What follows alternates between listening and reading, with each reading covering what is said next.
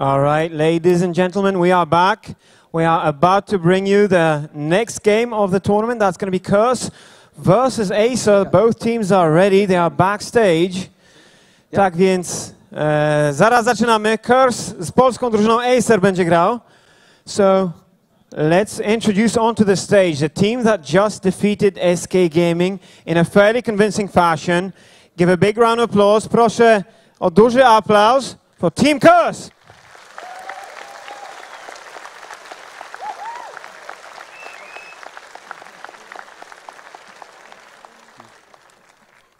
And of course, on the other side, what I hope to be is the crowd favorite. Tak więc po drugiej stronie już czekają Polacy. Mam nadzieję, że zgotujecie im troszeczkę gorące powitanie. Let's welcome to the stage Team Acer.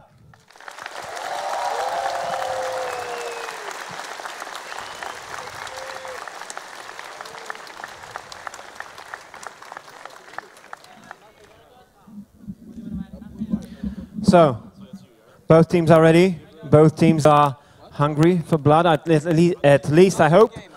So let them get started. Guys, go to your seats, please. Jeszcze raz wielkie brawa dla obu drużyn. You take it? Oj, ja znikam ze sceny. Będę oddawał głos komentatorom. So, I'm going to disappear from the stage and let's take it to our commentators for this particular match.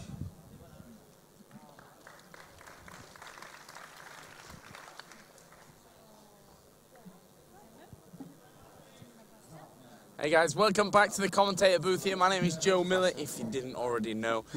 Joining me is the lovely, bearded, hairy man. As we called you in rehearsals yesterday, yes, I was Team Harry. Team Harry. Is of course Mr. Daniel Zenon-Klein. How are you doing, Daniel? This is the first opportunity we've had this this event. I mean, we're only a couple of games in, but still, how are you doing? How's Warsaw treating you? Except the intense sweat, I'm going to call it, rather than heat, because it's more than heat. Yes, it's the humidity and everything. I don't know, it's been absolutely amazing, Joe. We haven't cast an offline event in a while, I want to say. It's been a while, I think Seabit, I guess, if we even cast that together at Seabit. I've missed you anyway, is the point. We did play we did cast some of the qualifiers together. Yeah. That was good. There was a lot of bacon involved in that cast.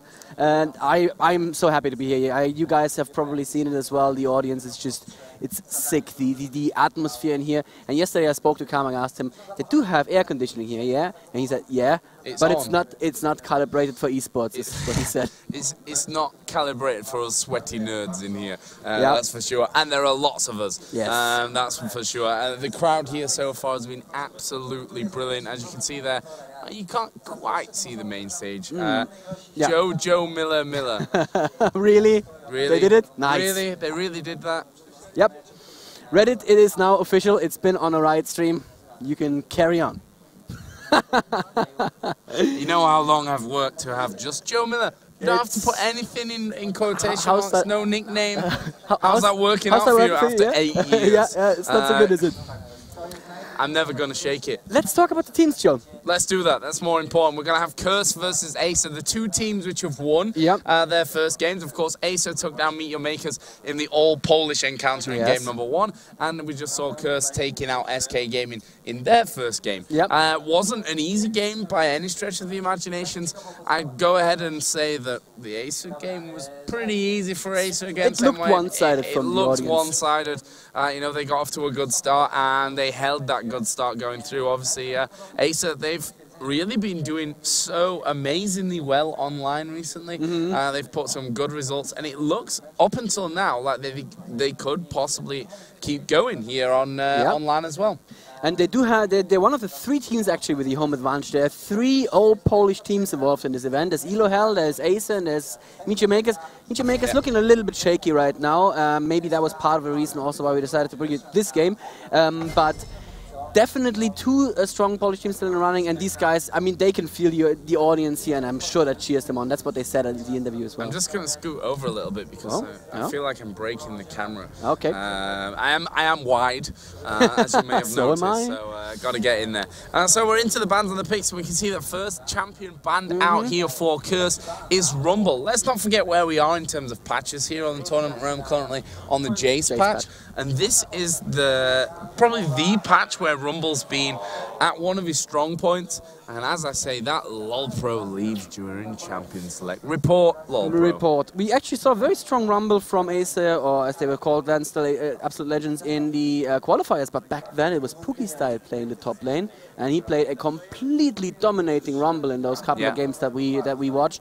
Not going to be Pookie Style this time, it's going to be 760, but 760 is an absolute beast. His Shen in that last game, just game-breakingly good. It's just amazing the work he did, and I am confident that he would do pretty much the same thing if he was given a Rumble, which of course Curse don't want to do. So, alright, Curse are saying 760 only had Rumble runes ready. Yeah. I think they're trolling us a little bit there. I'm not sure. We've seen stranger things happen, but I'm pretty sure that's how it was. So Rumble, obviously the first ban for Curse. The thing is, Acer, as you said, we saw Nico playing a great Shen. The question is, will Shen be left open? Nope. And as I get my question answered, you know, playing to the story so they can hear me. Malphite banned out as well. We saw that in the last game, SK versus Curse, for a reason. Malphite has, you know, I think we didn't really see much of him up until MLG. And then X-Hazard, obviously standing in for CLG that event, was like, oh, look at this, Malphite is really good. Look at it and since then, you know, Malphite's really come back into prominence and has looked so good. And it's no real surprise to see that Malphite is once again banned out. Yorick also banned out by Curse from this one. And I'll apologise now for the almost disco tone of our faces. That's because the lights are going up and down here over at the side. I prefer down because they just add to the sweat factor. And I like the sweat factor, Joe. Got the final ban. They don't want their bot lane to be shut down. Yep. So it's 4 bans actually aimed at the top lane. 5 champions actually that can play top lane, but I'm going to say the Shyvana ban was probably aimed at a jungle Shyvana. This, however, leaves a couple of things open. It leaves Maluno's Alistar open, which was just so disruptive that last game. And I had somebody sitting next to me. I forget who it was now. It might have been Jaws. He was saying, why would they just leave Alistar open? It's one of the champions that if you are a really strong jungler who likes to gank, it's just the perfect champion for you, right? You can come in from behind the turret, turn on Unbreakable Will, just walk through the turret, basically go full Honey Badger and CC them. And Maluno is definitely one of these junglers who really doesn't care about farming in the jungle. He just wants to be there. He wants to build the mobility boots. And look, they're listening to me as well. There it is. I am like 99% sure this is going to be a jungle Alistar on Maluno. I'm going to head and say 1% chance that it's not. But here we go, directly locked in there. Acer not messing around. Orianna, who we saw in the first game as well. And there is the Jax, which is going to be a very big threat. Let me point out a nice synergy between Orianna and Jax. Orianna can put a ball onto Jax, then Jax jumps in, gets the stun off, and the ball pulls them all together as well. It's or the other way around, pulls together, then he stuns, whatever. It's a great interaction. Either way, it's a double stun. It is, yeah, it's a double stun and a lot of damage. And we see Ezreal and Nunu locked in for Curse very quickly as well. Ezreal and Nunu, not a lane that you generally think of is that strong, but remember, is a double attack speed debuff here, both from the Snowball and from the Essence Flux. And what do we see here on Acer, Joe? Well, the Taric Graves. Graves obviously has been, I think the official statistics from MLG were like a 97% pick or ban rate for Graves. He was very visible in that tournament. Obviously, a DreamHack that carried through as well. We saw a lot of Graves. We've not seen him in the last game, Curse versus SK. Don't think he was in game number 1 either, if I'm not totally mistaken. I think there was one Taric. Corki. That bottom lane in the first game was Corki versus someone else. Can't remember. My brain, as you guys are already aware, those that are watching at home on the stream, is very much Goldfish-like. But that is going to be the bottom lane locked in there. Taric and Graves for Acer. The question is now, what are Curse going to polish off their lineup with? Of course, we've got Alistair, who we are most likely going to be seeing in the jungle. There is obviously still that possibility not. And there is the Vladimir last second pick up there by Curse. So we are going to be seeing Vladimir up in this top lane, obviously Morgana in the middle. The question still kind of remains whether it'll be Alistair Ezreal or Nunu Ezreal. I'm probably weighing over towards the fact that the cow will be in the jungle, and as you said, that double attack speed debuff that you've got there from the lane of Ezreal Nunu will probably go in there. And there is Lee Sin, a champion which I'm going to go ahead and say is going to be banned in Group B probably more than anything else. A lot because of diamond procs. Quite frankly, the best Lee Sin player that I think we have in the game. I see a lot of people actually leaving Lee Sin open to M5, and that's just one of those. And the reason, Joe, I was so silent there for a minute was because I went deep into myself and recalled, of course, flawlessly the picks and bans for game 1. He definitely went deep into himself /emails and got the picks and bans from earlier. Well, calling him out Corky, it was. I am also a goldfish. Called out. Yes. But yeah, my brain. You guys already know it. Mathematics and memory in the short term, not my strong points. But we have got the lineups all fully in there. So we are going to be seeing for Curse Anguish with Vladimir in the top lane, bottom lane of Ezreal Nunu, Morgana in the middle, and the cow in the jungle. For Acer, of course, we've got Orianna in the middle, bottom lane of Graves Taric, Lee Sin in the jungle, and Jax up in this top lane. Question is now, Mr. Klein, who is your favourite coming into this one? I really like Curse's lineup. I really think Curse are possibly just with a somewhat stronger lineup just because of the very, very safe lanes that they have, both Vladimir and Morgana. And on top of that, they can put a lot of pressure onto the enemy lanes thanks to that godlike Alistair, the cowboy outfit. I do like the other team as well. There's a lot of people that jump on, that dunk on top of you, and there's no one that's too squishy except for Orianna, who can hang way, way back. I like that as well, but I kind of want to give it to Curse here. However, LoL Pro is very good friends with M5, so maybe some of Diamond's Lee Sin rubbed off on him there. I don't know, but I expect really great things from him as well. Well, here we go then into the game. Let's give you once again a rundown here of the two lineups for Curse. We have Anguish on Vladimir, Slepper on Ezreal, Zinnek on Nunu, Extinct on Morgana, and Malunu on Alistair. For Acer, we have Salava on Orianna, Pookie Style on Graves, Super A's on Taric, LoL Pro on Lee Sin, and Nico on Jax, or 760 Nick, which he's changed his name.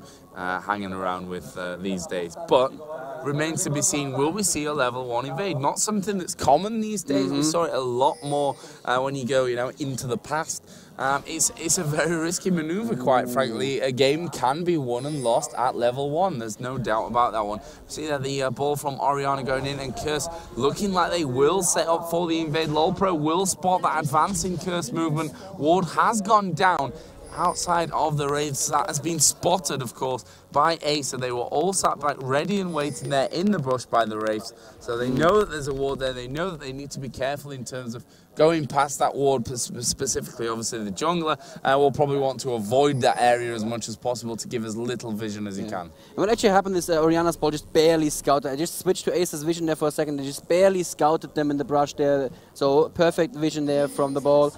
And the Wraith Ward is also very important because it kind of tells you what stage the enemy jungler is in. If you know where they're starting, you get a rough idea when they can come for a level 2 king. And oh, Joe, this could be very bad for LoL Pro. This could be very bad for LoL Pro. Maluno is going to go in there first. LoL Pro actually decides to back away from it. Have Curse got what it takes here at level 1? You'd say so. I mean, you've got Morgana in there, you've got Alistair in there. That's two already very destructive champions at level 1, and we can see that this blue buff is being plundered by Curse. They will actually use the smite there from Maluno in the end to take that one away.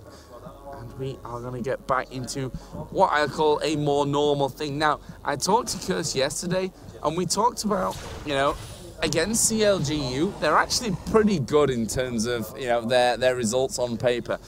against Moscow 5 is something different. And what they said was, you know, they fancy a bit of lane switching. And as of now, we've got a complete meta-breaking lane switcheroo going on with the AD carry support lane in the middle for Curse, the middle lane in top, the top lane in bottom, but on the other side it doesn't quite match up that way. We've got Graves in the top lane, Tariq Jax in the middle, and we are going to see the stun coming in onto Slepper. Can they finish things off? There goes the leap strike, and there is the first blood. It goes over to Tariq, but they won't really care too much that it's gone. A kill is still a kill, and that will be first blood going over onto Team Acer, and you know, the most definitely favourites, at least in this hall here, in the cinema at least. You know, Polish team on Polish home soil, and they are going to be feeling very, very confident. And as I said to Demon earlier on, Acer are the team in Group A now who are going to cause the upsets, or have the ability, I'm going to say, to cause the upsets.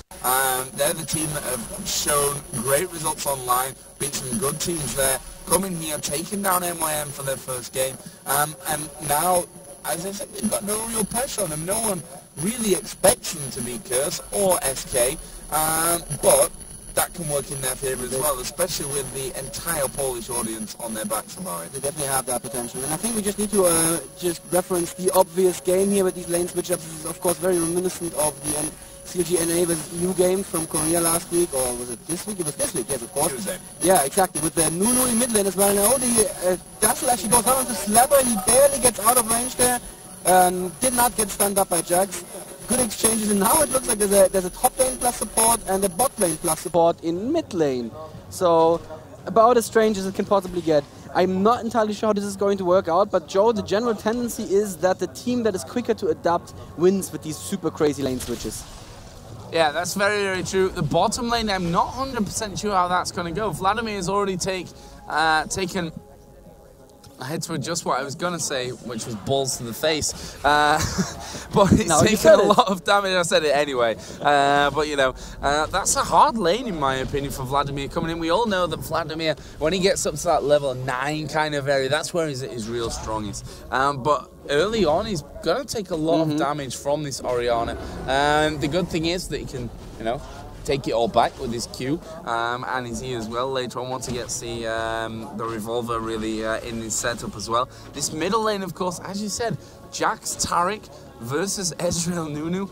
Not a lane that you're used to really describing how that should technically go. Yes, there is no technically for that. I think we're in entirely unexplored territory here right now. What I can tell you for sure is that 760 is taking a lot more poke than he normally would in top lane. There's both the snowballs and the stuff from Slepper coming in, but you see in bot lane now, Flash is used aggressively here against Selva.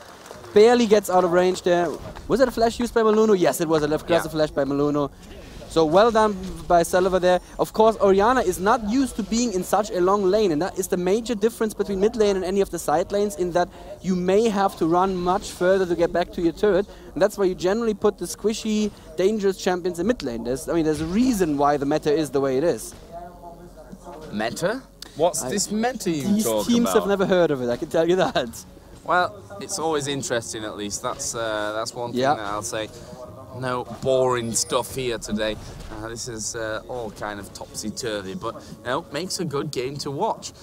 We currently have around about a 600 gold difference in favour of Acer, obviously, with that first blood going to be helping. Actually, we see there Selva starting to push in towards Angush, and the thing is, Lee Sin is coming around the side. There is a ward there, but that's an Acer ward. Angush has started to back away, and in the end, it looks like he is going to be going home, or maybe he won't, because Maluno is starting to work his way down, and they are going to push in. There's the ulti from Vladimir. There goes the headbutt plus the pulverize. Can they pick up this kill? He's going very low, and he will get the kill. It's Maluno in the end who manages to seal that deal, and that will bring us back to a 1-1 and a slight gold advantage for Curse. Let's have a look at the CS, because that's the interesting fact, as we have had another bit of a switcheroo, and now we've got Graves in the middle. That was mainly because, you know, actually Jax was ahead in CS, which I didn't quite expect. You'd expect Slepper to harass him constantly out of that one.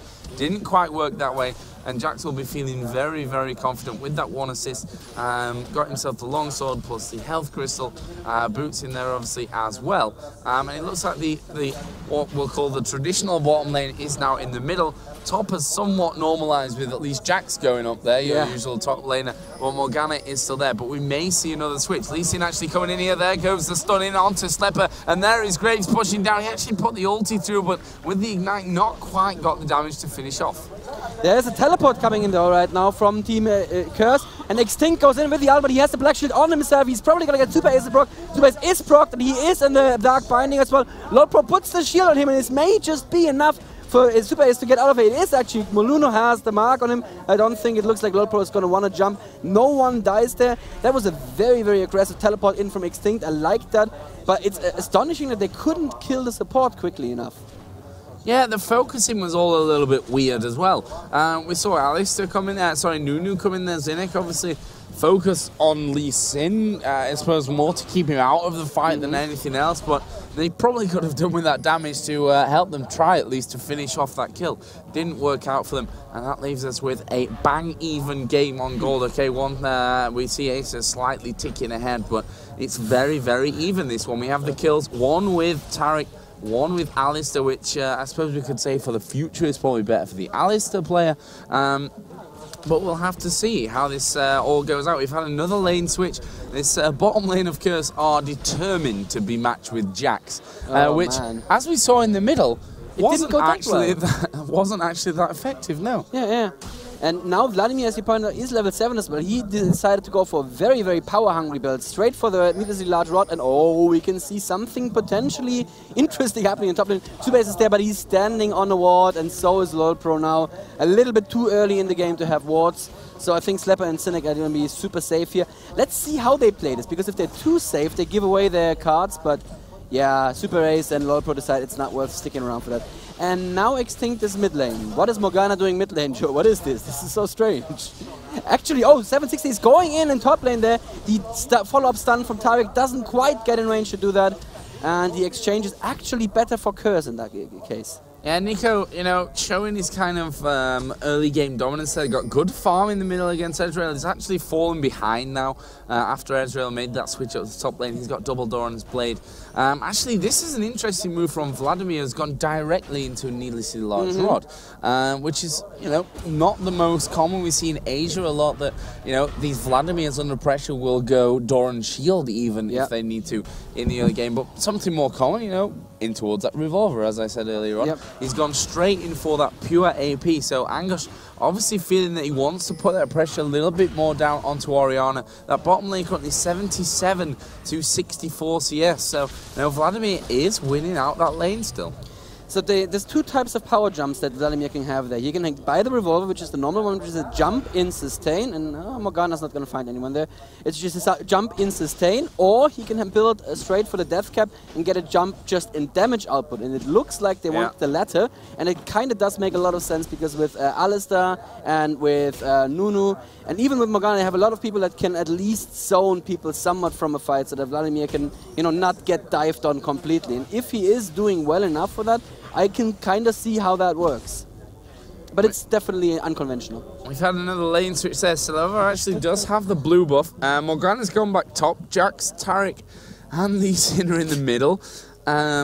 Maluna's at least jungling, which is, a good thing as a jungler. But a real big switch in this one. Actually, in the middle lane, we've got the dive coming in. There's the kick back onto Slepper. He's not getting away from this one. Acer with 3 men pushing straight in on towards the turret. Gonna pick themselves up the kill. That puts them in the lead in terms of kills. The goal is still bang even, though, after 11.5 minutes. The question is now which lanes will switch and when and where and why. And why, maybe even is the question. But currently top lane Graves against Morgana. As I said, Jax had come back down into this middle lane, and it's hard to really compare the CS. I mean, if you line up the players in their traditional roles, at least, the AD carry Ezreal compared to Graves. Graves has 20 CS, let's call it, more. In the top lane, you've got Vladimir with 93 to the 73 of Jax, so that's 20 more as well. Yep. AP, you've got Morgana on 97. Orianna on 83, so that's edging its way towards 20 as well. The jungler's 55 to 50, that's not quite the difference there, but you can see from that Curse, despite being 2-1 behind in the kills, are now, well, 300, 200 gold in the lead because they are still farming out very nice. These lane switches are working in their favor. It is Graves, though, that is currently ahead, and I think as the game goes longer and longer, that is going to matter a little bit more than the other CS. But we'll have to see how they take it in teamfights. LoL Pro going in very aggressively here against Maluna. Is he going to jump in? The last kill I actually saw there against Slepper was a super long distance jump from Lee Sin's Q, and LoL Pro is definitely a very, very aggressive player there. Nice little bit of ward baiting going on there near the Dragon Pit. There is the dazzle going in onto Cynic. LoL Pro jumps in and immediately cancels. No, Cynic must have cancelled his own ultimate there. Yeah. There's the Acer ultimate coming in. The Orianna ultimate actually also hitting just one person. Extinct procs his ultimate on 760, who is a little bit out of the fight. Now Extinct getting jumped on by LoL Pro, who is still so aggressive. Even though it looked like his team was falling back already, he still wants more. And once again, Joe, no kills. No kills indeed. They're really struggling to lock these kills down. That may change here in the middle. We see the Vladimir ulti going in onto LoL Pro. He's actually going to be shielded up there and should be fine from that one. But Curse, now we've not seen a single turret taken down up until this point. Will that change? Well, I mean, in the grand scheme of things, of course it will change. Maybe now, maybe 60 minutes down the line, who knows? But that will, of course, change. The question is in which direction, because right now, you know, as we've said, the CS is well and truly over with Curse, although Orianna has now started to nicely come back into that one. Jax also, you know, being given a bit of time in this middle, is starting to farm his way back into things as well. But you've still got to give, in my opinion, the advantage over to Curse there.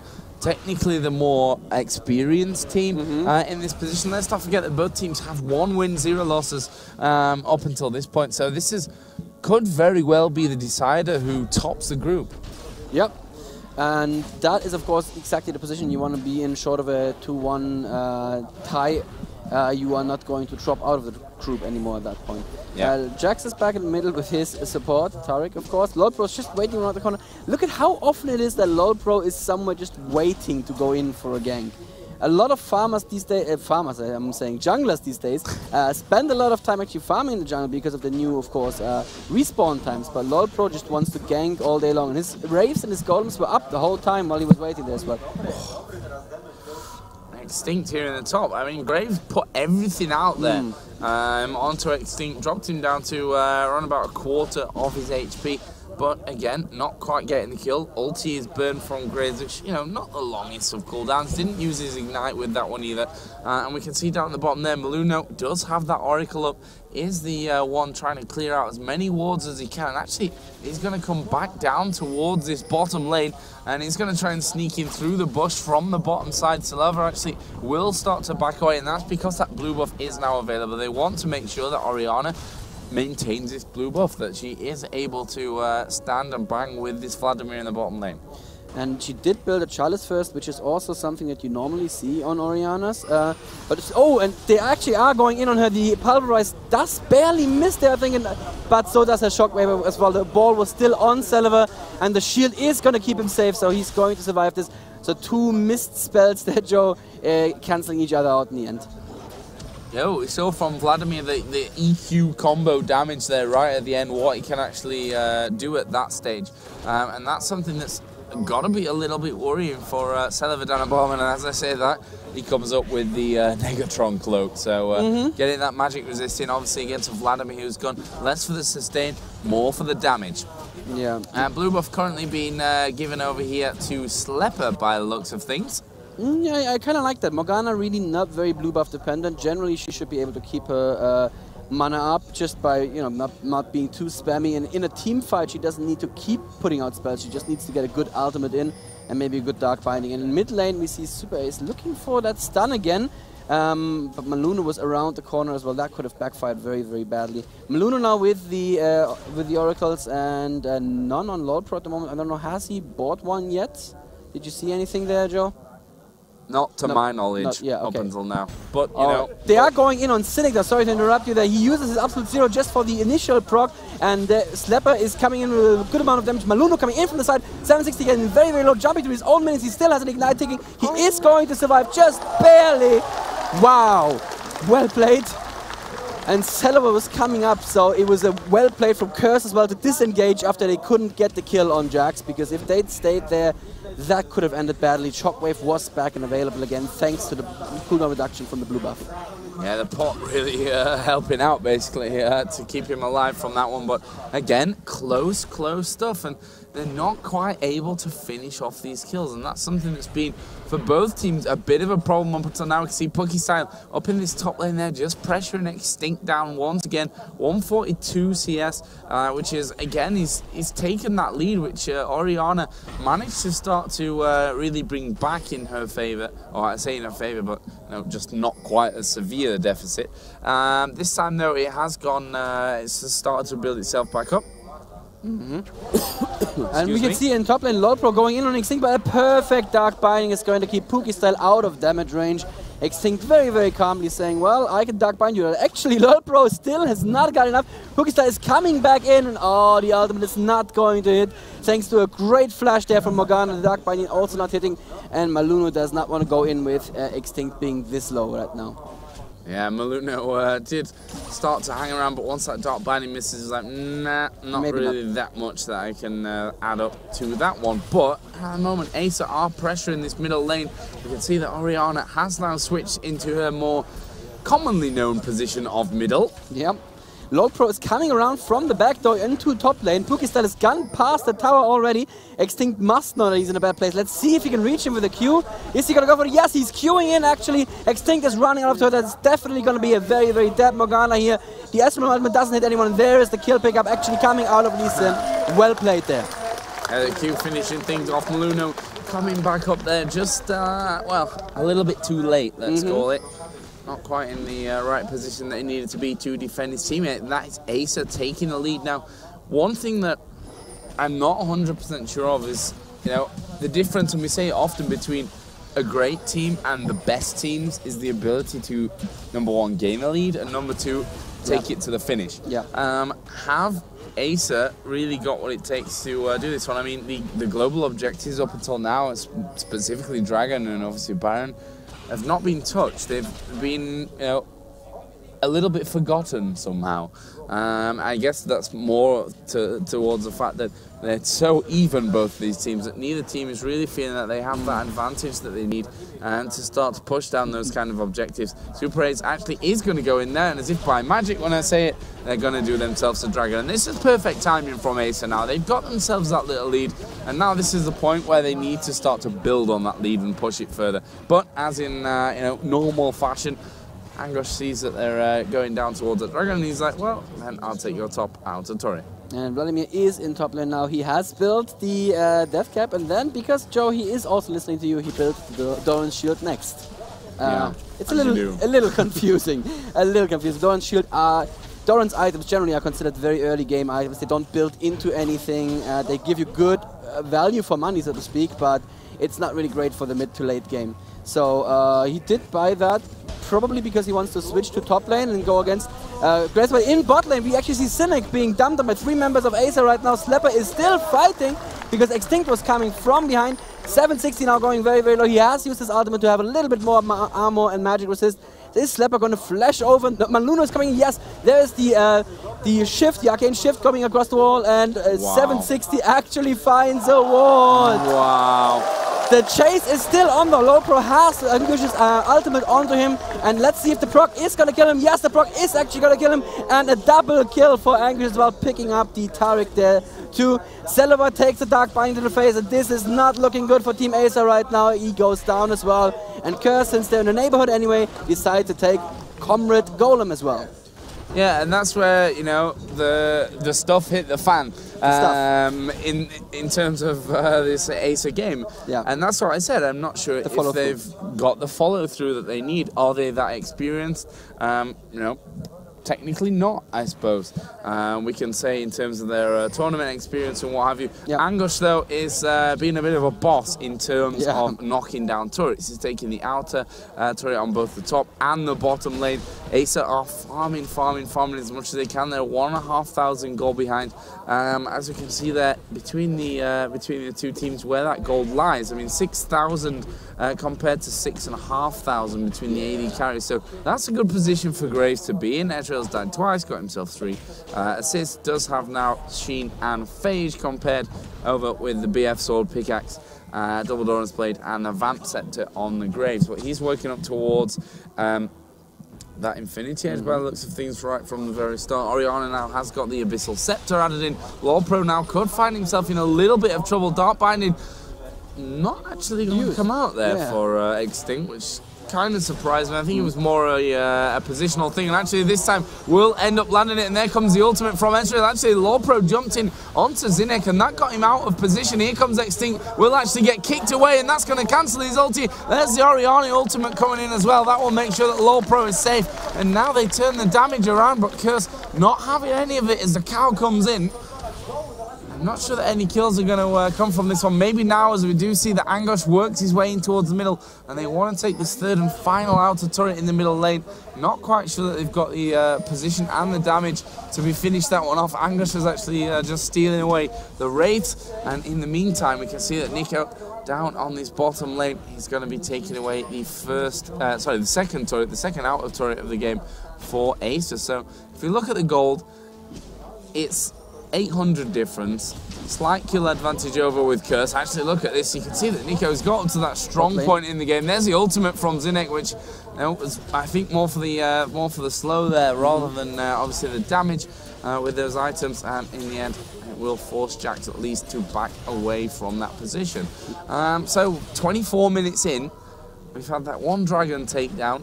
But other than that, things still for me could be won or lost from either team. Let me point out that Graves has finished his first pick. I mean, he has finished the Infinity Edge, while Ezreal obviously still working on the Trinity Force. I'm not entirely sure how much you need. I think he probably has the money now, so once he goes back, but he should make sure to go back before the next fight. Because money in the bank is not worth very much in a team fight. It's only money that you actually invest in power, of course. It still looks, as long as there's only small skirmishes, it still looks like Acer keeps coming out ahead due to clutch play. That Celevar ultimate there just to keep LoL safe. Perfect play there. I wouldn't even have thought of that because, you know, generally you're in the mindset, I'm going to use my ultimate to kill.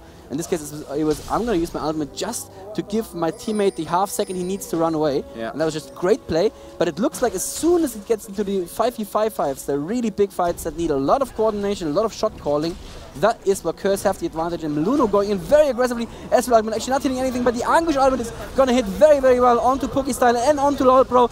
And Pokestyle goes down to the ultimate, and LoL goes down also from Vladimir damage.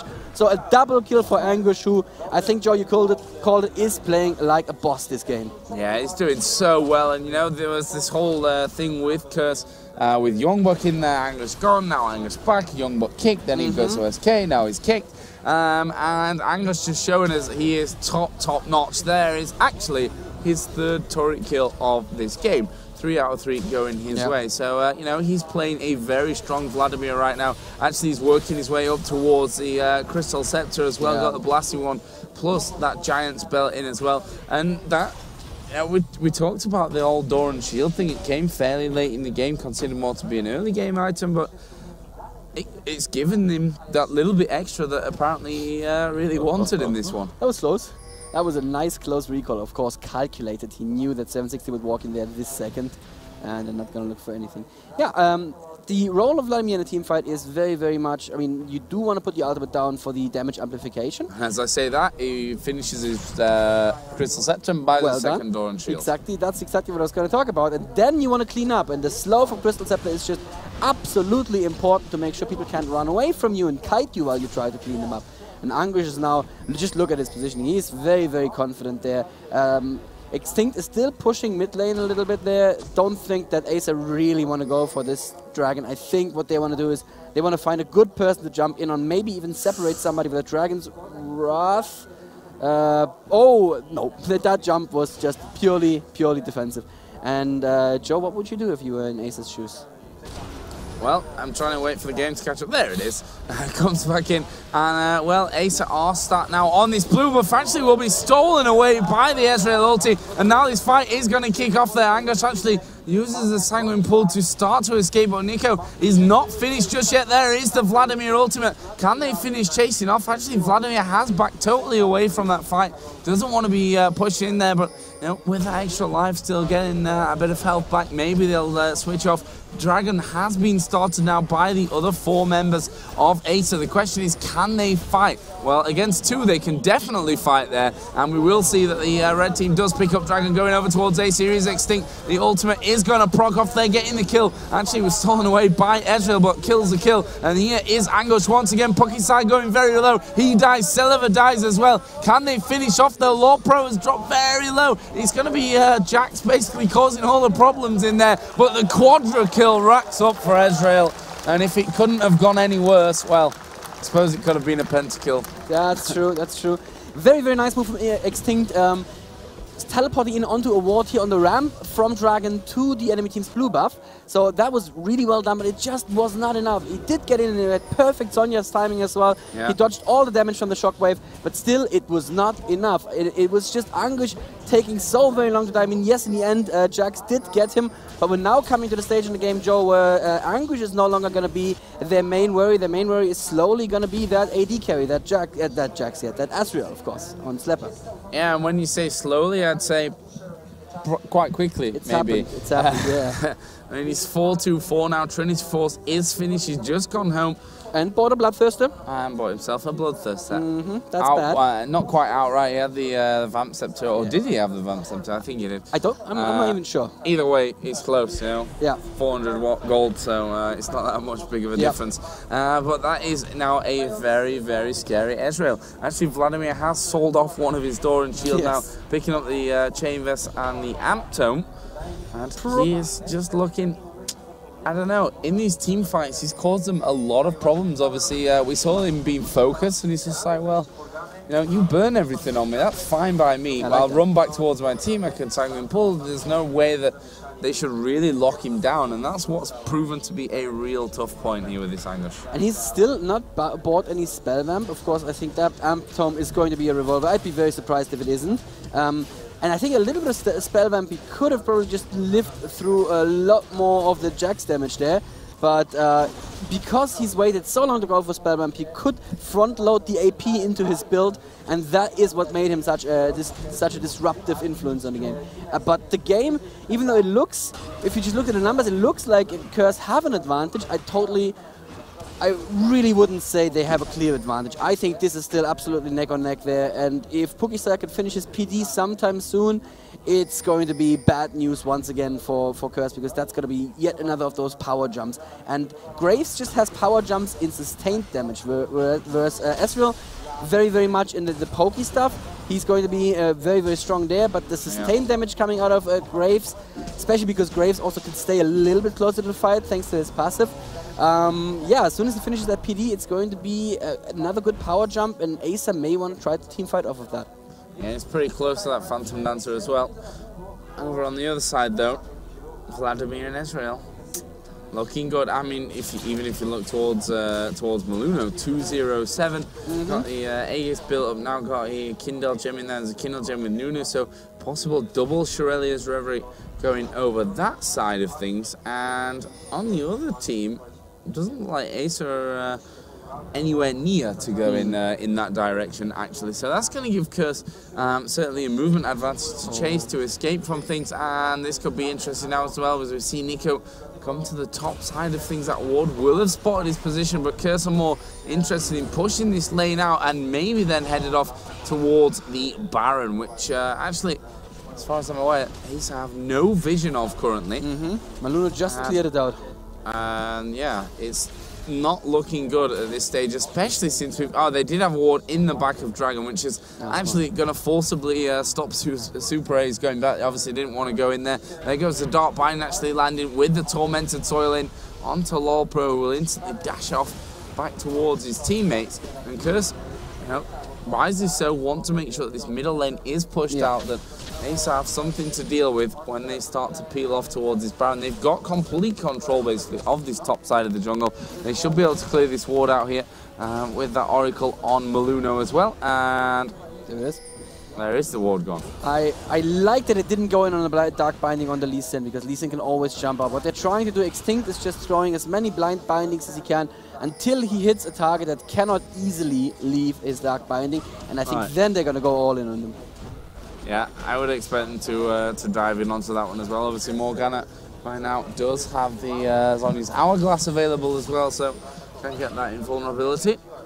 But Acer, they're not giving up on this one, but here we go, push coming in from Crs. They've decided this is the right time to go in. The Ezreal ulti comes around as well. There's the Orianna ulti, we can see that Extinct is going to proc onto at least 3 of them there. Super Ace goes down. We saw Lee Sin drop just before that. Pucky style now, going to be headbutted away. He did get a kill before his death, but this is going to be surely an ace. Actually, the Guardian Angel there on Jax is at least going to keep him alive for now, but he was trying to get off towards Slepper, who will manage to escape, and Nico is still alive, running away. There goes the headbutt pulverized. Dot binding will land as well, and there is the Tormented Soil. The kill finished off, and there is the ace. I told you it was going to be an ace. I thought I called it too early, but in the end, they saved me. Well done there. Well done, Joe, and also well done, Crs. I like the play from Selva in this one. He was on Vladimir, on Angush. He identified that Angush is a scary, scary man, and he waited for Angush to come out of the pool and instantly dropped him with a command attack, command dissonance combo. So that was really well played, but I don't know what his team was doing in the meantime, because unfortunately the AD carry from the enemy team was still up and gave him just a little bit too much trouble there. And what did I miss? Extinct just total clutch spell shield to stop the stun coming in onto him there. Right outside of the turret. Great stuff from Extinction. Crs, you know, I said it earlier on that Acer are the team in Group A that would chop SK or Crs. It doesn't look like it's going to be Crs, but you know, let's not call this one until it's really over. Selva's actually pushing in here onto Extinct. We'll use the ulti and we'll get the kill there as well. And just showing the power of this Orianna, especially now since she's got that Death by Grasp finished, taking a big chunk of health away right from the very get-go. Makes you a great dueling champion. And now Dragon's going over, and that's going to bring them just that one step closer, you know, to having maybe a possible comeback. Joe, I just did some math in my head. Really? And before Deathfire... Do you have headache now? I do, a little bit. Before Deathfire Graphs, Selva puts out about 1,050 damage with his combo. Yeah. So that's what we just saw in Morgana. That's what just made Morgana disappear there. Little magic trick from Selva. Good Ezreal ultimate actually takes 4 of them. That means Ezreal is going to have full stacks. Passive now. Cynic is going to get dumped on. The ultimate is not going to matter at all. Now this is actually a pretty good play here from Acer. They still have everybody up, and 2 members are still down on Crs. So they are on Baron, forcing Crs to come in on this. And Slepper is poking really, really well, doing a lot of damage. There is the Vladimir ultimate as well, as Selva gets pushed back into the pit there, but he's going to be very happy. Oh, there is the teleport from Extinct, who goes very, very low immediately, but he's going to survive just long enough. Pookie Style sitting outside the Dragon Pit, putting some damage in, but no one offers themselves anymore, and Crs are playing this so well here. Super Ace is going to go down to Angush, and oh, there's a little dazzle, but he's not going to get away too much. And at the same time, in mid lane, the chase is still on. Actually, Angush says, I don't really care about your support, I want to help my team push in this mid inhibitor as quickly as possible. And it looked like Acer should have been able to do that, but somehow just great play from Crs. The teleport in once again from Morgana, wonderfully done there, and it looks really good for Crs right now. Yeah, I mean, Crs went into that fight in a 3 versus 5 at the very start. Yep. And you know, they held their nerve, they kept their bottle, and they were able to pull things out later on. There's the Ezreal ultimate just to farm from across the map. Of course. As all good Ezreals will do. And now Crs looking to push down another tower. Actually, we see Graves just quick drawing away from that one. Doesn't even want to get involved anywhere near the near these 3. Obviously could end up getting slowed, or even worse for him, probably that Dark Binding landing from Morgana. But he has managed to hold out on this tower, which has survived with minimal HP. Let me point out that Ezreal bought a Guardian Angel. There was a long time when AD carries used to buy defensive items as their 3rd, 4th item.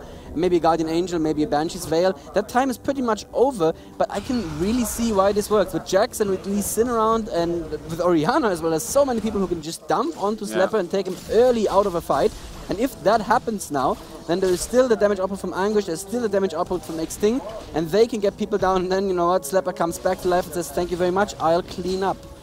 So very, very interesting buy there. We do see a chain rest on Graves as well, so he could be going for that as well. So we may have a situation like in the Fnatic versus Moscow 5 game, where I think 9 people had a Guardian Angel, Joe. Don't know if you saw that game. It was pretty silly. 9 people. 9 people with Guardian Angel. Yeah, yep. I'm not quite sure we're going to get to that level in this one. But right now, Curse, you know, it's their game to lose, to be quite frank with you. Yeah. With that Baron on board as well, we just saw Nico actually around this top, but it looks like Curse are going to be pushing in for this top tower. Slapper deciding he's going to tank it, get those first couple of hits away. Anguish then, in the end, comes around, which it doesn't really need to do. The minions are now in there. Extinct will throw out the Dark Banyan. Won't quite land before it ranges out. But Curse slowly but surely, almost tutorial style here. Working their way in towards victory, and Slapper, you know, he's been the big one for them. Playing this edge rail has done a fantastic job. He's totally mobile right now. His items hurt a lot, plus, you know, he's got the safety of that Guardian Angel as well. And they are slowly but surely just going to go straight through on towards this inhibitor, of course, with the Baron buff on as well. We can see Anguish, who is pretty much for the entire game being split pushing with this Vladimir. He's going to go in. There's the Dark Binding landing. That's the cue for Curse to go in. That is a very dead Orianna very quickly. Here is the ultimate from Morgana. Not quite going to proc onto LoL Pro, and he's going to go down anyway. It's not going to make any difference. Anguish is still somehow alive. Hardly got any HP. Guardian's Angel, of course, on Nick, and there is the Sanguine Pool in a clutch bit of timing. And that is going to bring us to 3-4-0 in favor of Curse. Inhibitor turret's going to go down. Inhibitor is going to be following as well. And then they move on towards the Nexus turrets. There's the Dark Binding landing on Super Ace. Kill going to follow up from that one as well. Second Nexus turret goes down. They even want to take Graves on the Fountain. Well, they're like, well, let's take the Nexus. And Curse are going to go 2-for-0 here in Group A of the European Challenger Circuit Poland. Fantastic, fantastic performance. Still have to give credit to Acer. They still look like a team that could possibly upset SK, who have actually just gone into the VIP room here above us. They were surely watching that one and taking a few notes, I'd say. I definitely think so. That was a very, very scary play. I just want to point out that last play again. That was exactly why I love watching Curse. Extinct the second that his Dark Bunny hit just flashes over and kills everyone. But I think, Joe, we are going to give over to the stage any second now. Or to us? Well, we are the stage. We are the smaller stage. But so kind of behind us. Yes, the stage is right there. Any second now. Yeah, no, apparently not. Anyway, we can talk about the game a little bit longer until they're ready on the stage. Yeah. Jak najbardziej, drogi Morglumie, jak najbardziej. So we've had this game. Curse is pretty much through to the next round, almost certain. And then the next game will be SK Gaming versus Acer, and that game will decide whether Ocelot's team is going through to the playoffs or whether it's the Polish team. Tak więc następny mecz będzie między Acerem i SK Gaming. Pokażemy go tutaj i zadecyduje on o tym, kto przechodzi do kolejnej rundy najprawdopodobniej. Tymczasem chciałbym mojego dobrego kolegę powitać na scenie i zgotujcie mu bardzo gorące powitanie. Let's welcome to the stage Demon.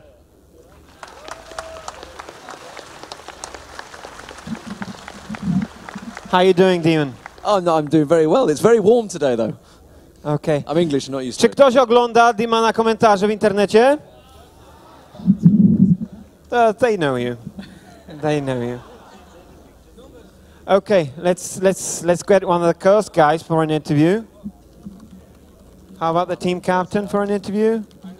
Anguish, come over here. I tried to troll Anguish today, but he knows me apparently, so that didn't work out. Demon, take it away. Yeah, so, I mean, let's go to the start of the game. Were you aware they were going to do something funky? I mean, that was a whole meta change at that whole start of that game.